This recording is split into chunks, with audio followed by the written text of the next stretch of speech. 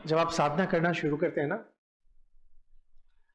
आपके मन की शक्ति बढ़नी शुरू होती है। मन की शक्ति बढ़नी शुरू होती है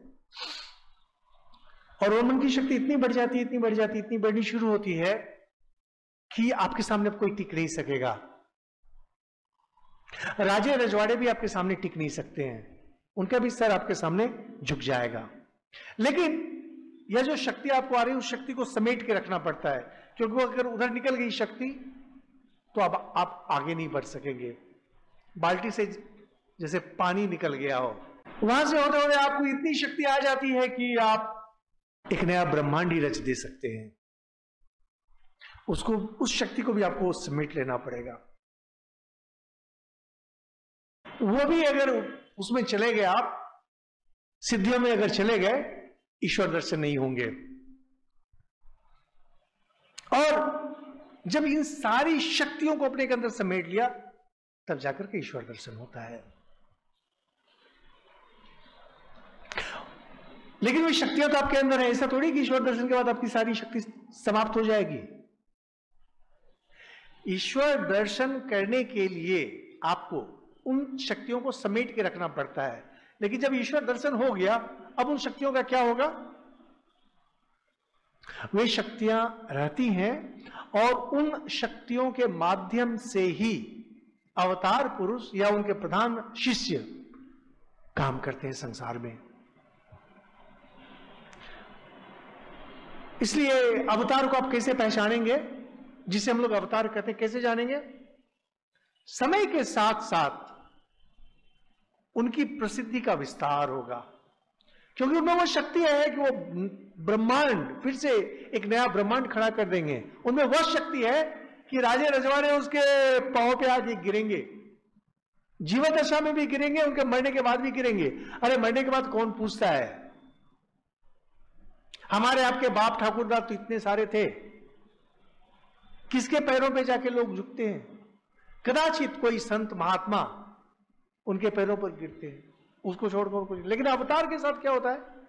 उनकी शक्ति बढ़ती चली जाती है, बढ़ती। या अवतार के जो प्रधान शिष्य, उनकी शक्ति बढ़ती चली जाती है, बढ़ती चली जाती है समय के साथ। श्री रामकृष्ण देव जब थे अपने समय में केवल कलकत्ता में थे। आज देखिए लोग पूरे भारत में लोग उनका नाम जानते हैं। सब लोग नहीं जानते हैं, लेकिन उनका प्रभाव विस्तार हुआ है। अमेरिका, इंग्लैंड, फ्रांस, रूस में लोग जानते हैं, प्रभाव का विस्तार होता है। क्यों? क्योंकि वह शक्ति उनमें है। स्वामी विवेकानंद को देखिए, उन्होंने जो साधना की, वह शक्ति उनकी इतनी बढ़ती है, इतनी बढ़ती है कि उससे वो बोल रहे हैं कि लोगों के मन को मैं रगड़ दे सकता हूं। ये शक्ति, कुछ भी कर सकते हैं।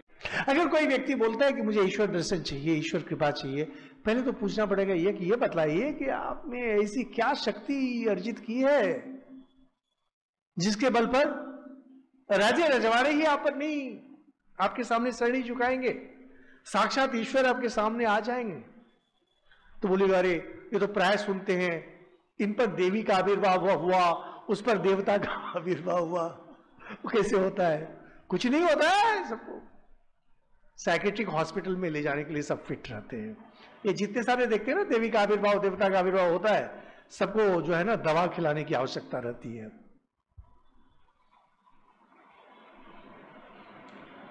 देवी का आविर्भाव और देवता का आविर्भाव उन्हीं को होगा। ये तो खैर देवी देवता तो भगवान नहीं है, कम है, उसके लिए शक्ति कम चाहिए, लेकिन इतने भी कम नहीं चाहिए कि हमारे और आपके जैसे लोग ही इसको कर लेंगे।